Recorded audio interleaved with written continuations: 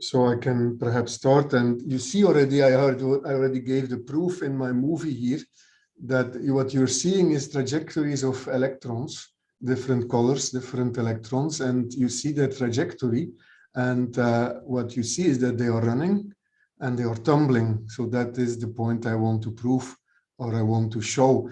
A lot of that will be by pictures and somehow showing things, and hopefully even explaining a little bit. Another movie that I will be showing is that one. Here you see basically, you can imagine, but I will explain, you can imagine two electrons that are going on a circle. And what I will be showing is that just like run-and-tumble particles, they can get into a bound state, which is a bit similar, but again, I will have to explain, a bit similar to a Cooper pairing. So now you see they start to Cooper pair, and that is also what I want to explain.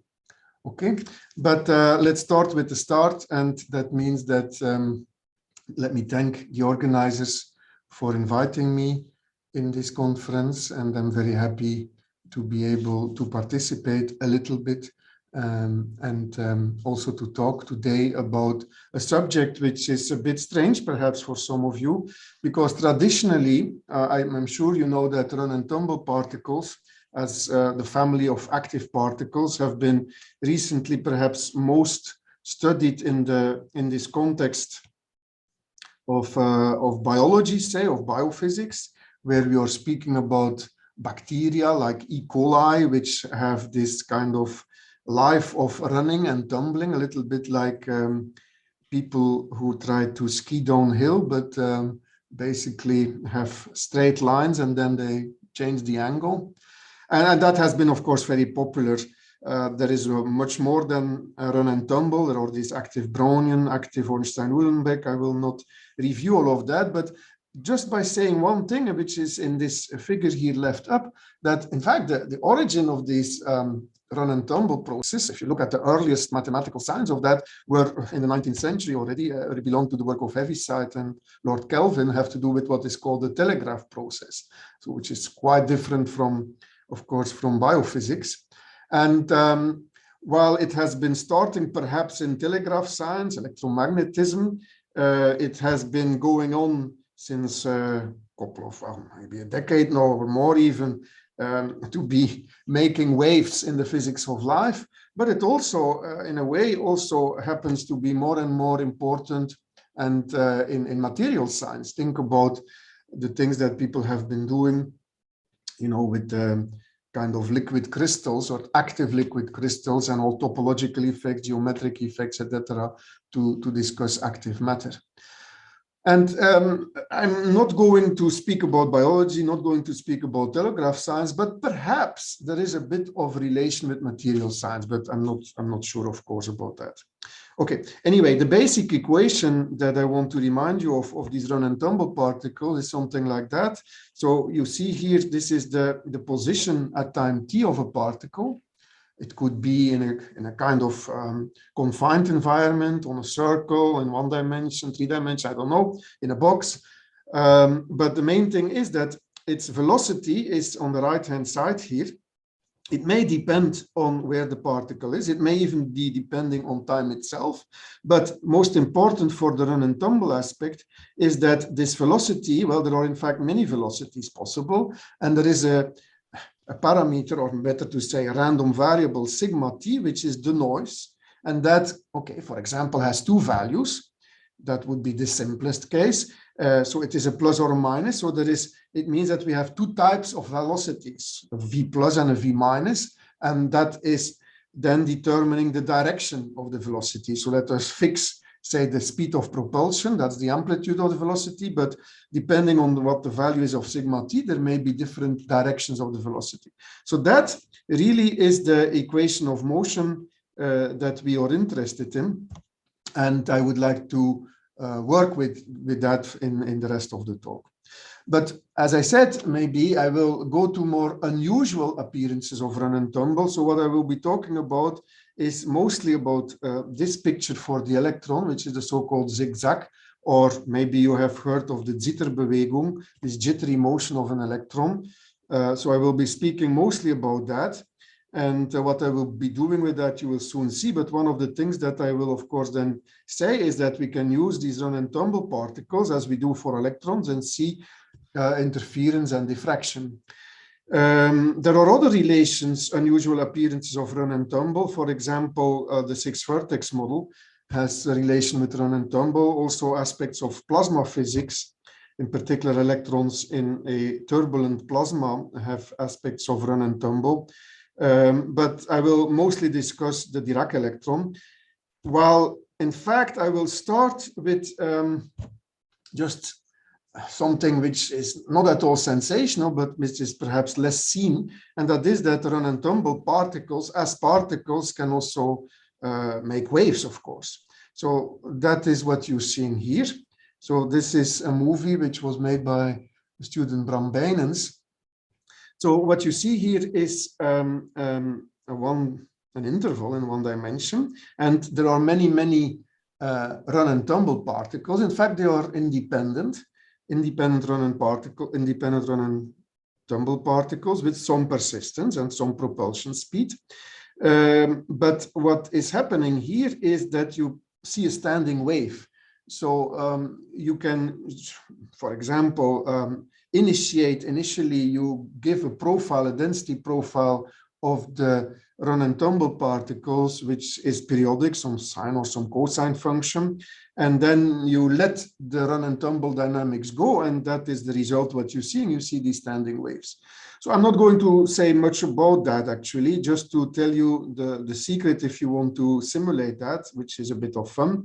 Well, you know, you recognize that these run-and-tumble particles, they satisfy this differential equation where rho t is the density at time t at position x, and then you have plus and minus particle, right? The right movers and the left movers.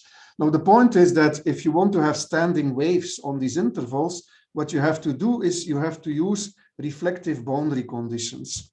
And these reflective boundary conditions, okay, I will not explain it even, but it basically means that the density at the boundaries of the interval here at position plus and minus L, that they immediately flip. Somehow, whenever the particle enters, you immediately change from right-handed to left-handed, say, and that's the boundary condition you have to make. So using the reflective boundary condition in this finite one-dimensional box, which can be implemented in discrete time in these formulas that you see here, by assuming that at time n, when you have a minus at minus L, that at the next time, the next instance, so this is in discrete time, it is a plus, but going already to the right. And here you see the next time, n plus 1 time correlated to the time n, is that when you are plus at L, you go back and you become a minus. So these are the reflective boundary condition, and the result, if you do that, is you can do all kinds of things. You can this, for example, is not starting with the sinal function, but this is really getting pulses. So it means that in the middle of the box, now and then you are just adding particles, and then you have to do some rescaling, but then you see this heart beating going up. You can do many more things with that. For example, you can make a profile in the activity. For example, you could say that the activity is highest in the middle of the box, and then lower towards the edges of the box, and then you will see confinement, you will see standing waves. In other words, you can make a lot of music with these. If you put music on that, you can get music from run-and-tumble particles. So why am I saying that without saying much about it, is that to just prepare you for the next step, if you like wave-particle duality and all that, but you see that since these run-and-tumble particles already originate in telegraph science, already originate, in wave theory in a way, it's not so surprising that you can also generate waves with that, and you can make standing waves. So you can start to do things that you start to do also in first lectures of quantum mechanics, for example. Okay. By the way, if there are questions, please interrupt me at any moment, of course, or whatever you like.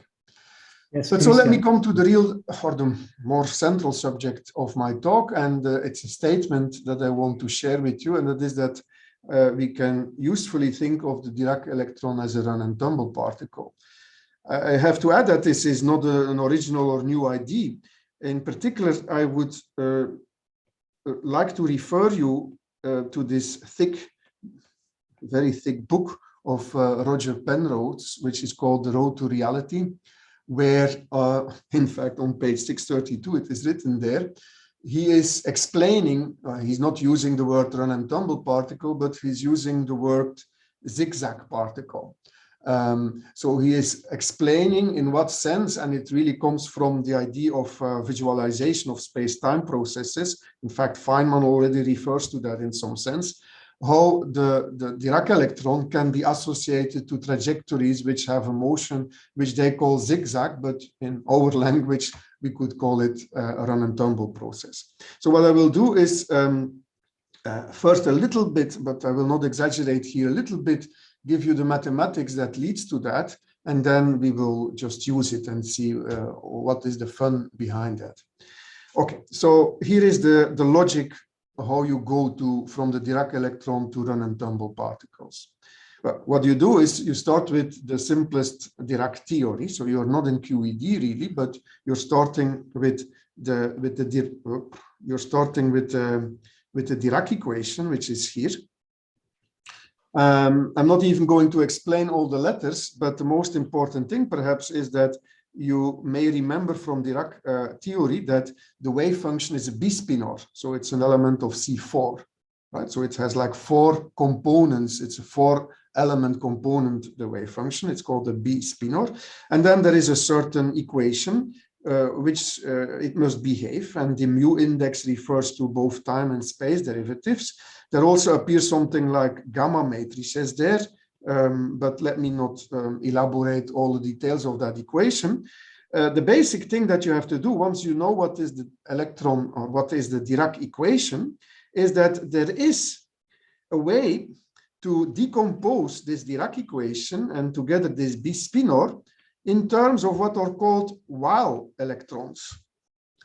And the Weil electrons have a chirality, you can call it a helicity, and we can call it the right and the left-handed components. Okay, so in other words, since this psi Dirac B-spinor is C4, what you can do is you can write this psi in a certain way, like a psi plus and a psi minus. So now we have a vector consisting of 2 spinors, say. And if you can decompose this Dirac equation in the equation that you find there on the bottom, for psi plus and psi minus. Well, what you see is that they are, of course, coupled. In other words, the way the psi plus is changing in space-time up to some matrix multiplication, a bit similar to Pauli matrices, you get something which is the psi minus. And if you do that on the psi minus, you go to the psi plus. So this is, pure, how can I say, mathematical way of representing, decomposing the Dirac equation in terms of what are called the Weil electrons. And the Weil electrons, they have a right one and a left-handed one. And the idea is that we would like to understand the motion now in this zigzag way, where the zig would correspond to a right-handed Weil electron and the zag would correspond to the left-handed Weil electron. But how do we do that? Well, question. Yeah. So in the previous slide where you introduced the Dirac equation. Yes. So in the bottom equation, gamma mu is a 4x4 matrix. And psi plus and psi minus are 2. I mean, it's a row. Yes. So I'm sorry. You're right. You're right. You're right. This is a bit of sloppy notation. You really should work always in the 4-dimensional space. But the point is that you can think of it as 0, 0 added to them.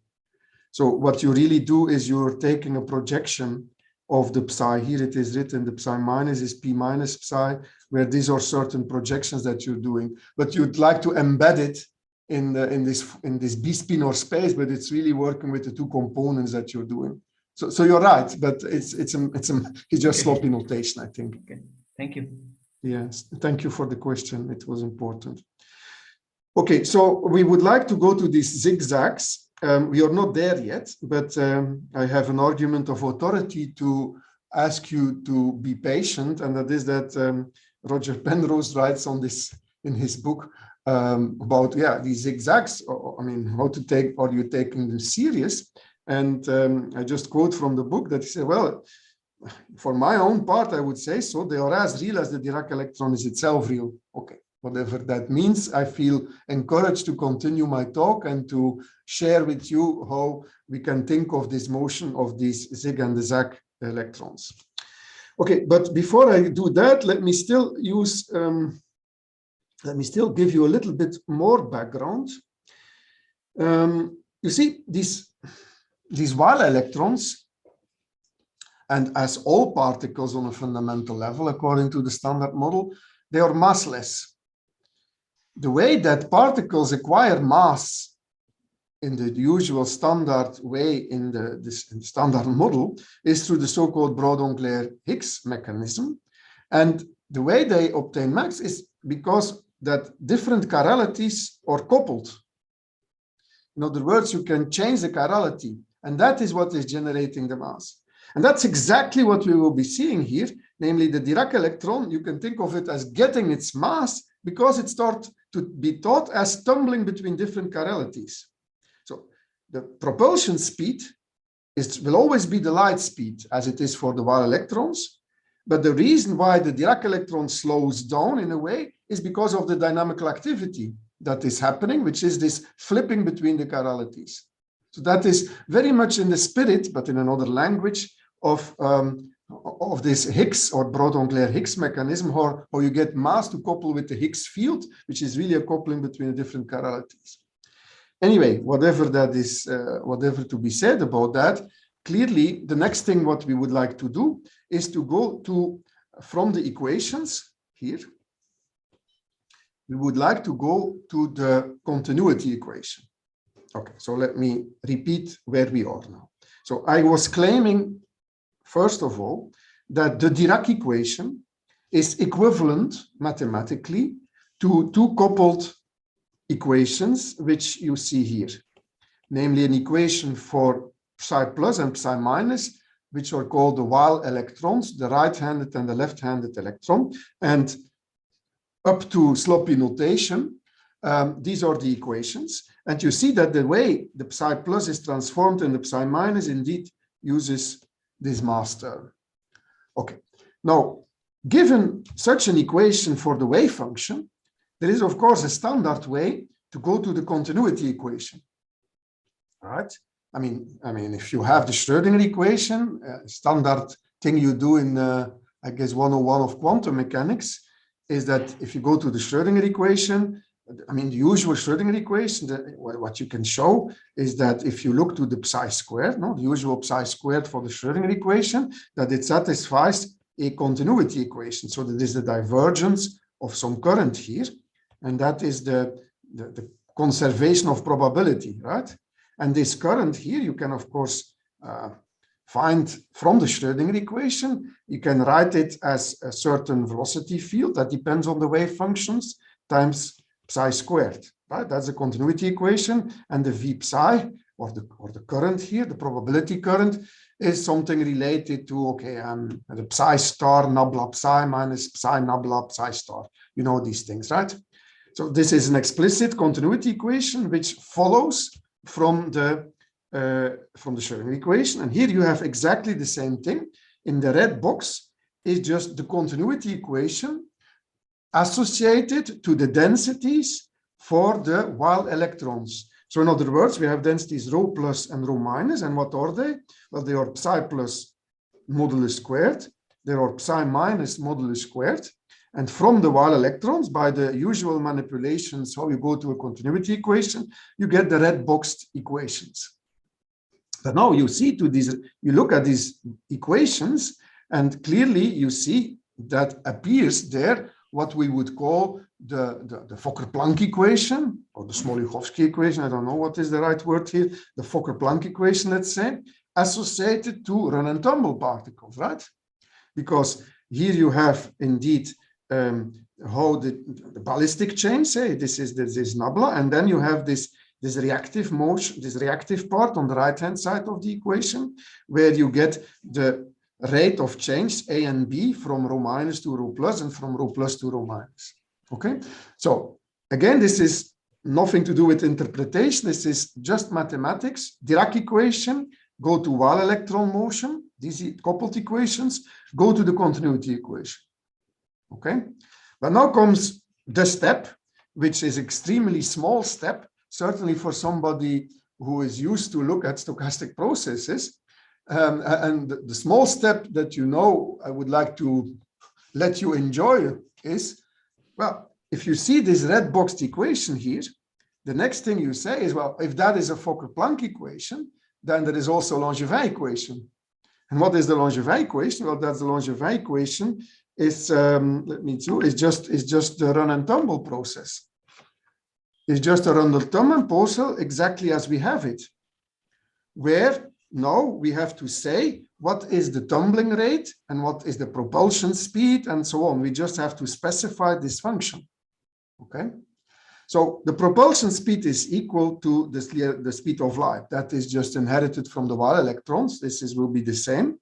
And the tumbling rate, we will see more details, but it is basically of this order of the angular frequency of what is called this jittery motion in German, the Zitterbewegung, which was first introduced by Schrödinger end of 20s, beginning of 30s, which is here realized as the tumbling of the particle. So let me go back. Again, you see this Fokker-Planck equation here, or master equation, I don't know what you want to call it. And what I wrote here in all these complicated formulas, perhaps, are just the parameters associated to what you would need if you think about tumbling. And basically what you're having is the various directions of the velocities, and they are here, and the various tumbling rates, and they are there. Now, let me not go through the details of that, of these rates and these propulsion speeds. The only thing you want to remember here is that, of course, just like you expect in the continuity equation, these currents, I mean, everything depends on the wave function. So indeed, you see the psi plus and the psi minus in these formulas. So what is now the logic? The logic is now, I mean, this is all, of course, purely mathematics. If I start to write that, it means I have taken a step that I say, well, this master equation, I just take serious, and I realize that via Langevin equation, and all the parameters in my run-and-tumble process depend on the wave functions, which are the solutions of the Dirac equation. Okay, so if I want now to simulate a trajectory of an electron, yes, please. So written that way, isn't it true that the rates, the tumbling rates, depend on time? Like in the previous? Well, it depends on time if the wave function depends on time, yes. Yeah, exactly.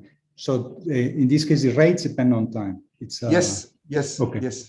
Yes. Interesting. Thank you. Yeah, so it is not your most simple run-and-tumble process, in other words. You have to think that the parameters of the run-and-tumble process are driven, or not driven, but are piloted. Piloted is the good word, perhaps. They are piloted by the wave function. So in other words, you cannot escape the Dirac equation, or you cannot escape the equation of motion for the Wall electrons. But if you're lucky to give information about the wave function, to solve it, in other words, for a certain geometry, if you're able to do that, then you can simulate your run-and-tumble process. And I hope you agree that that would be a nice way of representing the trajectories of these zigzag motions of these electrons. Right? So far, so good. Okay, now, that's what I mean by the statement that the electron is a run-and-tumble particle. But I will now show some pictures, because in fact this can be done. I mean, what can be done is that you can do calculations and you can do simulations, because you can, in certain cases, of course, solve for these plus and these minus wave functions. So what we did was taking a non-relativistic limit, and okay, I will not even discuss this equation of motion, but the point is that the velocity will be given by a formula which of course depends on the wave function, but it will depend on this chirality chi of t, which will be flipping according to certain rates, but it also depends on the spin polarization of the electron, which is kept fixed. So what we will do is we will take an initial wave function. We will throw, according to the Born rule, we will throw the position of the particle according to the Born rule. We fix the spin and we solve this equation because we have solved the wave equation, right? So I repeat, you take an initial wave function, you square it, that gives you a probability distribution. That probability distribution you use to generate initial positions of your run-and-tumble particles. So that gives you an x at time 0. The rest is governed by this equation, namely the x dot, which is the v chi here, the x dot equal to v chi, is just given by, for a fixed spin s, is just given by how the wave function is evolving in time, and the random component, which is the flipping of the chirality at a certain rate, which also depends on the wave function. All right? So that's what you have to do. So again, please, yes. So the dynamics is then of individual trajectories is strictly deterministic, right? No, because the spin, because the chirality is tumbling at Poisson times. Okay, and where? How did you put in that? What do you mean? Because of the equation for rho, if you want to correspond, okay, this is the. Yeah, I mean, look at this equation. You know, this is a deterministic equation, as all Fokker-Planck equations are deterministic, and in fact, they are the continuity equation of the Dirac equation, right? Yeah. But now I take this equation, and now I am in the mood of non-equilibrium statistical mechanics, or I am no longer in the mood of dogmatic quantum mechanics. And I say, yeah, but okay, these are just Fokker-Planck equations for nothing else than a run-and-tumble process. If I take the Fokker-Planck to this equation, well, that's exactly what I get. The only complication is that the rates and the propulsion speed and all that, they depend on the solution of the Dirac equation. But for the rest, that's it. Right? And that also means, because the sigma t or the chi t is random, that I get trajectories which flip at random times. All right? Is it okay? So you're saying this Langevin equation corresponds to the Fokker-Planck you wrote?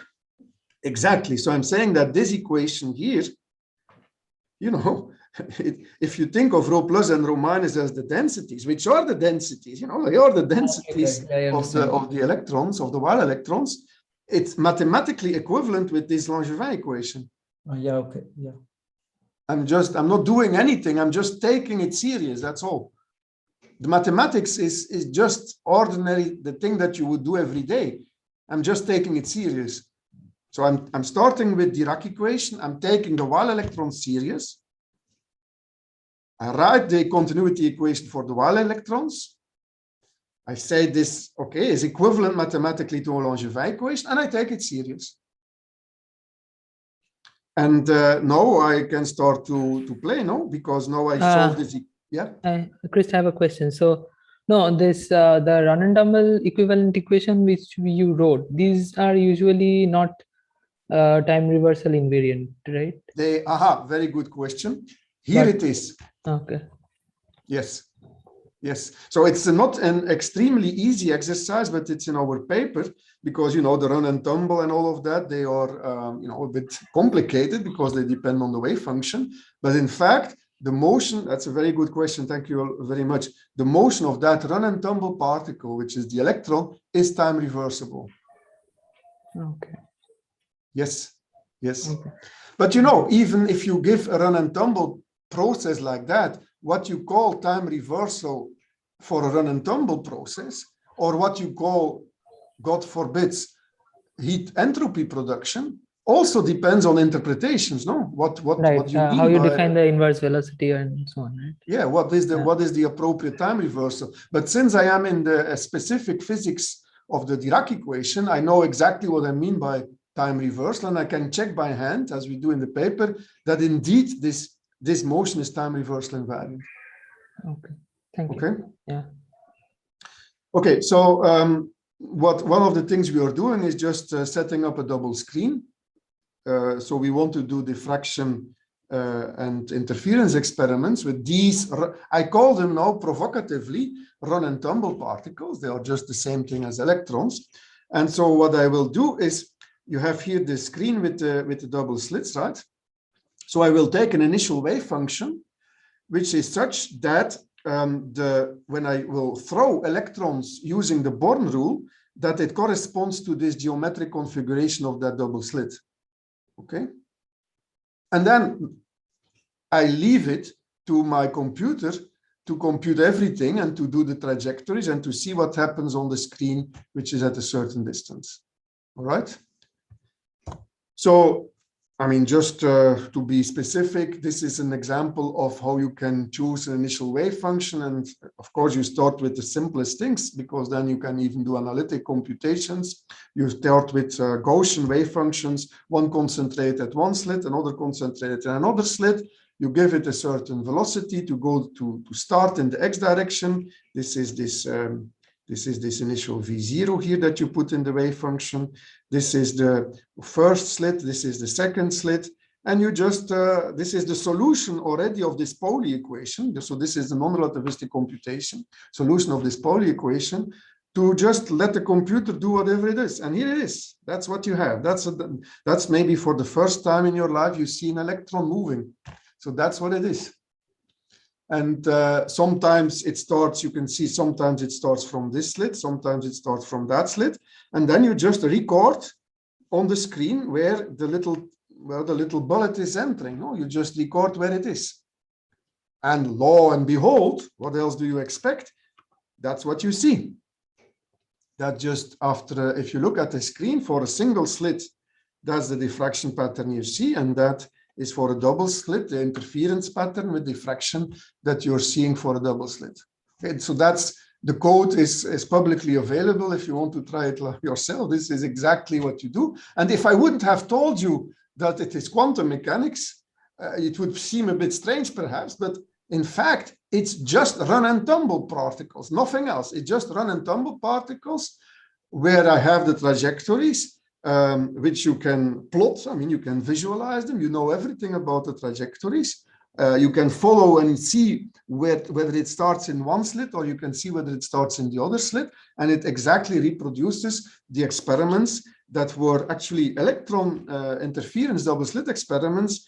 They were done not in the pioneering days of quantum mechanics. The first ones were somehow in the 70s.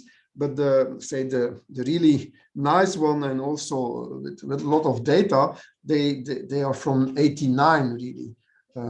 People in Japan who have been doing that. You can watch even YouTube movies where you see exactly this interference being built up, particle as particle by particle enters the screen. So that's what we have been finding funny, is to just do these experiments, simulations, I should say, and in particular. We could call this a certain sort of quantum active motion, but that doesn't matter. What is interesting is that we can see also how the trajectories and the specific arrival times start to depend on the spin. So of course the interference pattern is somehow not depending on the spin value, but the specific trajectories, because the tumbling is coupled to the spin, will depend on that. Okay, so now there are just things you see here. This is for different, the three plots you see to the left are for different orientations of the spin. And this is the right one, the black and white is in fact when there is no spin at all. You could also do that. But these are all easy to get now. You know, it's just a simulation. You just do you can just get the trajectories of the electrons as run-and-tumble particles. Okay, so just before I start with another topic, Chris, yeah, just a clarification. So this simulation, is it that you start with the run-and-tumble just randomly from one of the slits, and then you just let it evolve, and then if you keep doing that, is it the final thing, or no? I missed it. When you do the simulation, what do you do? So I repeat. So yeah, maybe here. So you see, that's the configuration basically, right? So you have the X direction here. And this is, let's just call it the Y direction. Actually, there is also a Z direction because we do it in 3 dimensions, but let's not speak about this. So you see that in this case, I have a double slit. Right here, there is an opening, and here there is an opening. Okay, so what will be the simulation? The simulation is using this wave function. And this wave function is an initial, okay, at time equals 0. This is written, this is already the solution at all time. But initially, this wave function is basically a Gaussian, which is concentrated on that split, on that slit, and a Gaussian concentrated there. So now what you do to start your simulation is you use the Born rule, which means you take the psi squared, you take it as a density, a probability density for the position of your initial position of your electron. So it means that using the psi squared, you will find here a certain, for example, here there will be an initial position. Once you have the initial position, everything now runs dynamically by just solving the equation x dot equal to v, which depends on this tumbling rate. So instead of taking this initial Gaussian, if I just take it as a point, like a delta function and run, will the same thing happen or no? Well, okay, so if in fact the short answer is yes. So I can actually just take 2 positions and just randomly start run and tumble particle from one of the positions. Of course you can, but okay. Don't expect to see exactly the same as what I have shown you. But indeed, okay. You can give me an initial position, and of course we did this. And what you will see is a certain run and tumble process, of course, because this is the dynamics. Yes. So once you give me the initial position, I use my wave function that I solved from the Dirac or Pauli equation, and that gives me the tumbling rate, and it gives me the propulsion speeds and all that, and then I get these trajectories. Is it clear? So what you are calling x-axis, is it your time axis or no? No, is it in two? It's run and tumble in 2 dimensions. Yeah? Here actually we do run and tumble in 3 dimensions, but what you can see here is in 2 dimensions. Yes. So 2 spatial dimensions. But 2 spatial dimensions. Okay. But it cannot go back. Well, you see, can it go back? You see, if we initially put here a particular position here, in fact, there is a possibility that it, because we give a bit of width to the particle, I mean, if you look at the wave functions, you see, I mean, there is width both in the X and the Y direction. But it's not specified how we do it in the Y direction. But you can, in fact, the way, I mean, to avoid degeneracies and all that, it can be starting a little bit to the left and to the right from the screen, actually. Because it's really a Gaussian centered around the slit, really. But there is an initial velocity, which you can see, which you can see here. This initial velocity V0 makes it, giving it a jump in the X direction. The wave packet is moving to the right already. Okay. Right? Okay. All right. So just a few words why we care.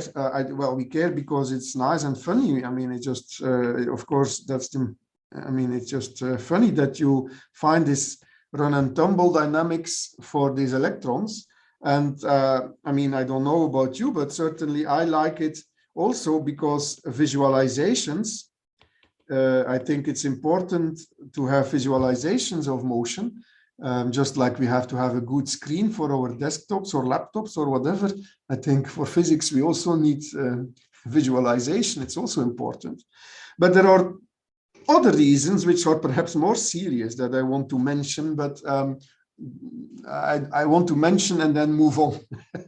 One thing is, for me, I mean, personally, you know, if we're doing non-equilibrium statistical mechanics, one thing that we have learned over the last whatever decade or so is that the kinetics matters much more than, for example, thermodynamics would let you believe. I mean, stochastic thermodynamics in a way can never be the right title for non-equilibrium statistical mechanics, because we understand that there are very many things related to dynamical activity, time symmetric aspects, which are not at all governed by thermodynamics, which matter for non-equilibrium. Think about response theory, the fluctuations.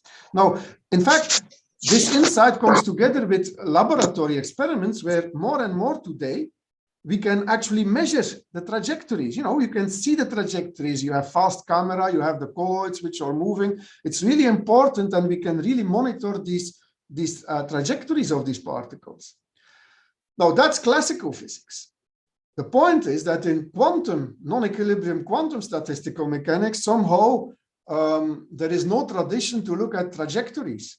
And of course, if you want to do non-equilibrium statistical mechanics for quantum systems, you get into trouble, because you get these kind of, well, rather abstract evolutions on density matrices. Think about, you know, Lindblad equation or Redfield equation, or perhaps you have Schrödinger stochastic Schrödinger equation and all that, but then you have a wave function. I mean, would it not be much nicer to start quantum non-equilibrium statistical mechanics with trajectories of the particles? Then you would have much easier time to understand what you mean by things like dynamical activity, frenzy, these kind of things. So that's one motivation. But there are more practical motivations. For example, suppose that you want to speak about arrival times, detection times. Well, in the usual quantum formalism, I mean, just look it up. I mean, it's complete mess and controversies all over to understand what is the time it takes for an electron to hit the screen. Here, I mean, you just simulate it, you get these curves. These are first passage time that we have plotted here. And we discover that there is a robustness in the tail of the first passage time that goes like 1/t². You would never get that in the usual kind of formalism, whether you use Schrödinger, Dirac, Lindblad, and you stick to your usual equation, you would never get that. But here, from these trajectory pictures and your simulation, you just can plot the detection times and the arrival times. Of course, I should add, we have not been simulating, we have not been modeling the specific experimental detection on the screen. That can also play a role, of course. I mean, that's the context of the measurement that can also play a role. But from just the naive way of doing things, we already discovered some laws, some universalities in these first passage times. Okay, so these are a bit of motivations why we are doing these kind of things. So I would like to change, well, not change the subject, but to go to a new topic, which is of course related, but not longer with interference and diffraction. Is that okay? Chris, one question. Yes, go ahead. Yeah, so I mean, so the interference pattern is something, of course, which without this particle picture, we could still get it just from solving the Schrödinger equation. But sure, now this time of arrival is something, of course, which is a new prediction, right? So in principle, yes, this is something that one can observe in an experiment. Yes. Well, I mean, I hope so. I hope so. I'm not one to underestimate the difficulties with that. I mean, this is, I mean, we have been speaking with experimental physicists. I mean, this is not something that naturally comes as an idea for experimental physicists, right? I mean, because you're not used to that. I mean, for example, I mean, please, I would like to repeat that sometimes you hear that you cannot say through what slit the electron has been going. But right, yeah, you know, here from the visualization of these electrons, I know exactly through what slit it is going, and still I get interference. Right. Yeah. So I mean, in some sense, this is kind sort of demystifying what we see in quantum mechanics, right? Well, I hope so. I mean, there is no need to use slogans like there are no trajectories, we cannot know this, and we can only know that. There is no need to go to all these kind of quasi-philosophical statements. Just look at the pictures. Okay, the other question is, I mean, this you could have done even in the non-relativistic case, right? Yeah, this is, by the way, these pictures are in the non-relativistic case, but uses Pauli equation with spin. Okay. But do you need that? I mean, the point, sorry? Do you need spin? No, you don't need, no. But, okay, but there are effects of spin. Okay, so you would get this, I mean, stochastic trajectories, and then, but if without spin, then you wouldn't get run and tumble, right? It would be a different stochastic equation. That's correct. Okay. Chris, can you comment on the figure D, these Bohemian trajectories? Not Bohemian, they are called Bohmian. Bohemian, sorry. So these are pictures that have been produced. This is a picture, not we made this picture, or better to say, I mean, all these pictures are made by the expert in all of this is Casper Meerts, but also this picture was made by him. But these are pictures that have been around already in Innsbruck. I believe people have been looking at such pictures already. You can find them freely available. I mean, I think easily you can find them on internet, these pictures. So they are just doing nothing else than solving the Schrödinger equation. So don't worry about electrons, just do Schrödinger equation and take initial conditions and do the usual thing that I said by interpreting just repeat what I did, but without any complications of spin, basically. And then you get this picture. And you see, no, for the run and tumble, it's even a bit less visible, but you see the interference pattern here. Look at this screen here. You can see it really, no? You can see, for example, how many particles arrive just in the middle. Mm-hmm. All right. Let me go to the next. Yeah. May I ask a question? Of course. Yeah. Hi. No, so I'm not sure whether I followed it correctly, but let me rephrase the question you asked him. Say, you have started with some psi z. Could you please go back to that slide? Some wave function, like initial wave function. Yes. Okay. So now this psi g has some. You can calculate the corresponding density. Yes. Right. Okay. Now, say, let us see corresponding to that density. Let us take that as an initial condition. And now let us solve the run and tumble equation of motion. That equation. Yes. So you think that we will get this pattern? That's exactly what we do. No. So then I have questions. So then I'm not sure what role that spin flip is playing, because see, I understand that run and tumble particle inherently has some wave character due to the drift. Right? Yeah. So look, it has some wave character, but now say if you look at the dispersion relation, so if you start with some wave and how it evolves with time, so the energy or like that particular mode, how it evolves with time, so that actually decays because it has also the diffusive mode, right? This dispersion, yeah. Dispersion, diffusive mode. So it has two modes, diffusive mode as well as that wave character. But Dirac equation does not have any diffusion, or am I missing something here? Well, of course, it's a relativistic equation, and it is more ballistic in a way. Because of the Lorentz covariance. It does not have any diffusive mode at all. It does not have any. But Schrödinger. Do you think Schrödinger equation is a diffusion equation? I would say no, because of I has some role, right? Yeah, exactly, and that's a very important thing to make the distinction with the diffusion equation, right? It's somehow an imaginary diffusion, so it's not a real diffusion; it's a dispersion of the wave packet.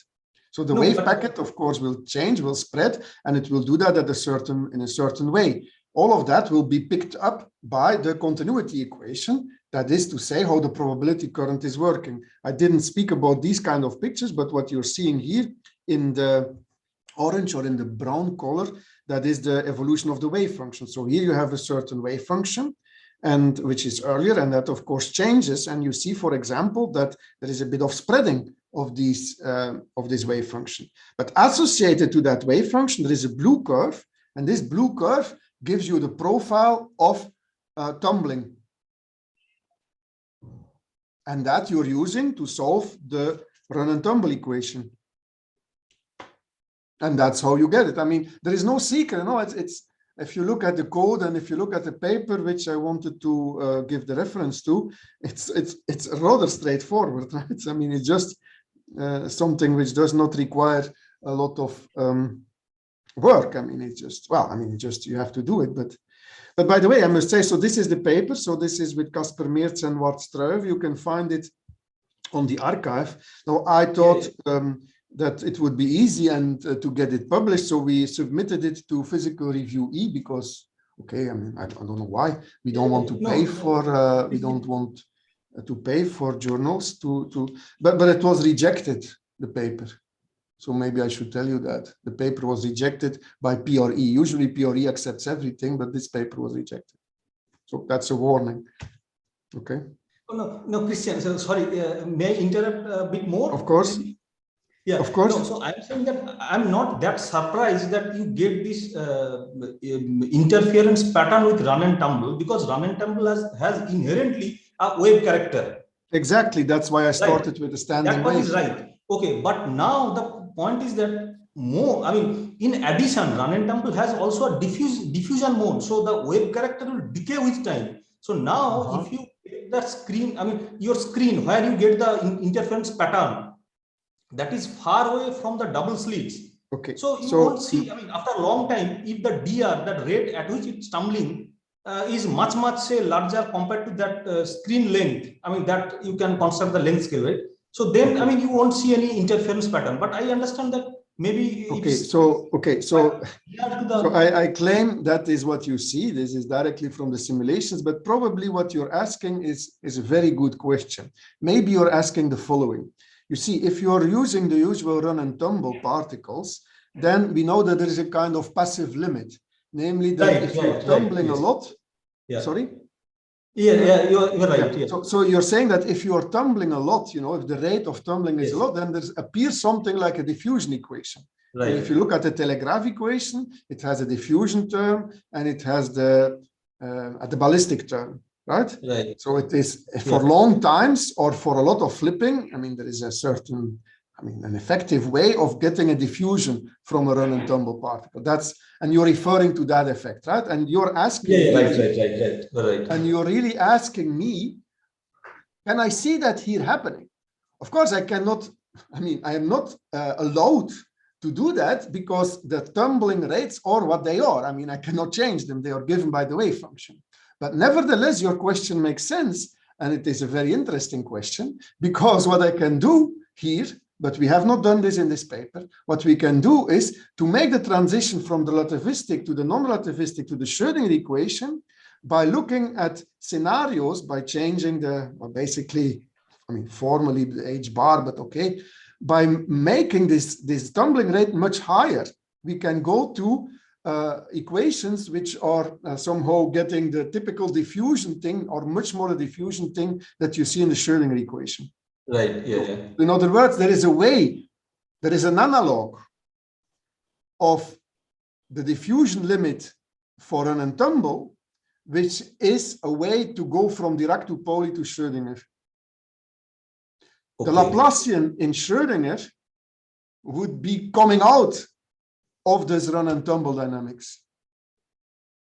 You know, it's not trivial even, I mean, just on the level of the mathematics, to go from the Dirac to the Pauli to Schrödinger. But it is exactly the analog how you go from telegraph, the run and tumble, to diffusion equation. It is the analog, but not the same. Okay. Yeah, possibly yes, but still you are missing an I factor probably. I mean, I don't know. No, I mean there is. Imagine it. Yeah. The I factor has disappeared once I go to the Fokker-Planck equation, right? There, the continuity equation is what it is. Yeah. But this continuity equation, which maybe you remember, where is it? It's just a telegraph equation. Here it is, right? So this kind of, it's not a telegraph equation, but it is a, okay, coupled equations which somehow are related to the telegraph equation. This has diffusive and ballistic components. Okay, there is no I here anymore, right? Yeah, right. You are right. Yes. Yeah. Okay. Thanks. Okay. Yeah, but I'm afraid I would just want to. I mean, I think these are all very good questions. Yes. Sorry. But maybe let me the last 5 minutes. I don't know. Is it okay for me to continue a little bit? Yeah. Go ahead. You got a lot of questions. I was going to. No. But I'm fine. I'm very happy with the questions. They are very relevant and good. But just, you know, let me continue. Please go ahead. Yeah, so I would like to be more provocative and continue just to make a point. And now I'm asking, can we pair those run-and-tumble particles? And that is work in progress by Prita Dolai and Simon Krekels, which is somehow based on earlier work in a way. And the earlier work comes from two sources. First of all, we have seen that the emergence of bound states have been discussed already in 2016 by this paper by Sloman, Evans, and Blythe, and also not so long ago by Ledoucelle, Majumdar, and Scher, where they discuss, but I have no time to go into the details, where they discuss how a kind of confined geometry with run-and-tumble particles can lead to a bound state. Of course, what you have to do to have that bound state is you should not cheat too much, but the idea is that it is somehow the bound state is like the single or the two particle version of what are called MIPS, the motility-induced phase transitions for run-and-tumble particles. These phase transitions you can get without adding attraction. No, the only thing you need is a kind of, well, repulsion, say, the particles cannot pass through each other, and so they hit each other and they get stuck more or less. So that is the idea of a bound state for run-and-tumble particles. I hope I'm not making too much of a caricature of the bound state and the phase separation that you get in these run-and-tumble particles, but that's the naive idea, right? So you just have particles, they do whatever they like, they have some persistence, however, and if they move to each other, they kind of stick to each other because they are so stupid, they just want to pass, but they cannot pass, right? Now, what we are doing is the following. We are looking at, so this is with Prita Dolai and Simon Krekels, we are looking at a ring geometry. And on this ring geometry, we have a lot of particles, which I call eta ITs. So this is I is from 1 to n, the t is the time, and these are the colloids. And these colloids, they are just in a viscous medium with a certain temperature, with a certain friction, and they are driven with some EMF epsilon. So there is a driving with size amplitude epsilon for the colloids around that ring. And there is a short range interaction that you see here, the U prime, that's a short range interaction with the X alpha. And the X alpha are what we call probes. So maybe there are two of them. So the alpha is 1 and 2. So the X alpha are the position on the ring of the probes. And what are they? Of course, by back reaction, they are again in interaction with the colloids, a local short range interaction indeed with the colloids, but they are also active. And the activity is here because there is a propulsion speed mu0 and there is a sigma alpha, which means that it either goes counterclockwise or clockwise. So that's the model. Is that clear? So I repeat very quickly. Think about a viscous medium in a toroidal trap, which has a certain inverse temperature beta, which gives you a certain friction for the colloids, which are perhaps optically driven with a certain amplitude epsilon. They are driven around the ring. They are in short range interaction with these two probes. Okay, the probes are themselves not interacting at all, not directly. All right, that's the model. Is that clear? Okay.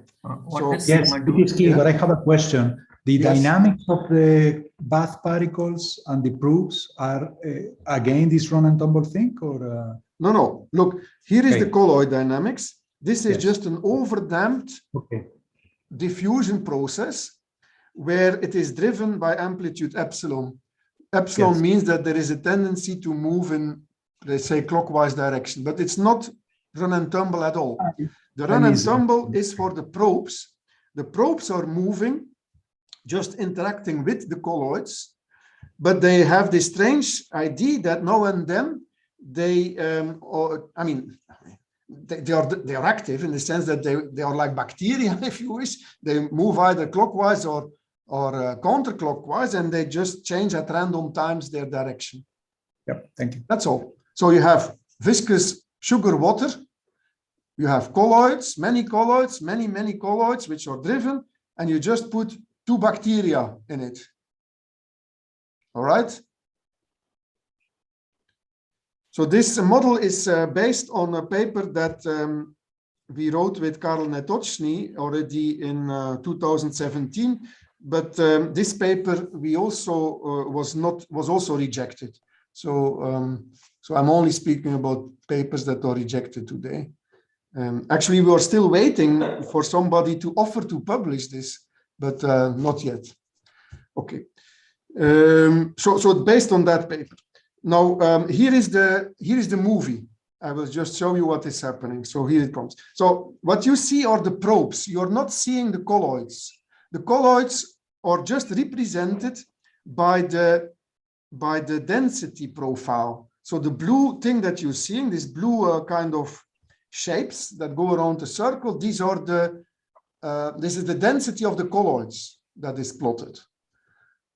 Now, you see the colors. The colors are the chiralities. So you have green or red chiralities. So these are like the plus and the minus Weyl electrons. And now you see what happens. If they have different chiralities, they start to get to each other and they make a bound state.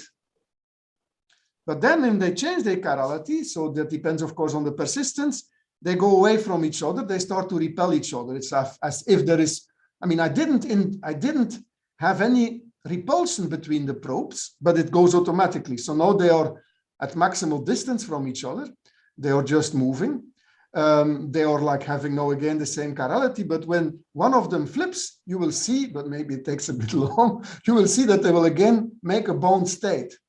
Okay, let me not wait that long because time is running fast. But what you get is that if you plot the separation of the two active particles, you make the histogram, then you will see, I hope you're seeing it a little bit in this plot. This plot is not the final plot, but it is a bit similar. Well, it is similar to what was in this work of Abhishek and others and Urna and others about the, not so much about the emergence of bound states, but about what is the shape of the histogram for the positions of run and tumble particles, which are confined either by a harmonic trap, that's the work by Urna, or by what was it, a polynomial trap by Abhishek. What happens to the histogram of the densities of these run and tumble particles? And what you have is a kind of phase transition there, namely depending on the activities. Here you see these alphas, the different alphas that you get, the different activities make that you get a transition from either, here in our case, the case where you have bound states to having no bound states. So in other words, if I look at the histogram as a function of the tumble rate, there is a lot of, so this would be the tumble, that would be the histogram where there is no bound state, but then when I decrease the tumble rates, I get bound states appearing. Of course, I can also do that in temperature, but here it is plotted as a function, well, it is a movie as the persistence is changing, as the activity is changing. So you get an occurrence of bound states for high enough persistence, while the repulsion between the probes is not given by hand. There is nothing that is directly repelling between the probes, but it is done because of the interaction with the bath, with the non-equilibrium bath. The non-equilibrium bath induces an effective repulsion between the active probes, and then the rest is just because of the active probes, that their persistence, that for certain high enough persistence, they will form a bound state. Okay, so that is the story which summarized in that movie, basically. Okay, so I think I better stop here. Thank you very much. Thank you, Christian. So we have had already quite a few questions. Maybe there is one or two question, quick, possibly. I can ask a question. Go ahead, Eli. Yeah, this is Eli Barkai. Interesting talk. When people look at the arrival times in quantum mechanical problems like your arrival time, sometimes they also see that the distribution of the arrival time has some oscillations beyond the power law decay. And this is also related to interference. So in your figure that you showed us quickly, you had this just kind of power law decay, if I understand correctly. That's correct. The question is, do you see, in addition to the power law, some interference pattern in this observable or never? Never. Okay. Thank you. I would be interested. I do not know these. What you just said, I do not know that. So that sounds very interesting. So if you could please. Well, you can guess who published on this. We have a paper on this in PRL. So this is arrival times of what particles? It's a quantum particle where you try to detect it at some distance, and you repeat the measurements, and we can talk about this later. Okay, very interesting. No, so but the answer is no, we have not seen any oscillatory behavior, and as I said, rather we have a kind of power law decay 1/t² for the long time behavior. We get 1/time to the power 3. I see. So that's room for understanding. The truth is that most likely none of these, but never mind. Yeah, well, you see, as I said, we do not model in our models. We do not model the detection itself, which can be quite tricky for quantum particles. No, what exactly? We just speak about first passage times. We do not speak really about detecting. We do not model the screen. We just speak about first passage times. Right. Thank you. Yeah. Yeah. One last question, Felipe. Yeah, it was related to the previous question. So yeah, I was wondering because measuring time, I guess, will be related to also the postulate, the measurement postulate in quantum mechanics. So we don't need any measurement postulate. Yeah. We just do the trajectories. Yes, I understood. Okay. Yeah, if there are more questions, you are very welcome to write to Christian. Yeah, I'm sorry that it was a bit too much, perhaps, but if you have it was a very questions... lively discussion. So okay, thank you. I'm sure everybody enjoyed it. So we have a break, 6 minutes until next talk. So see you in 6 minutes. Bye-bye. Bye. Thank you. Thank you, Christian. There were a couple of questions in the chat, but okay, I will look at them. Yeah. Yeah. Thanks a lot.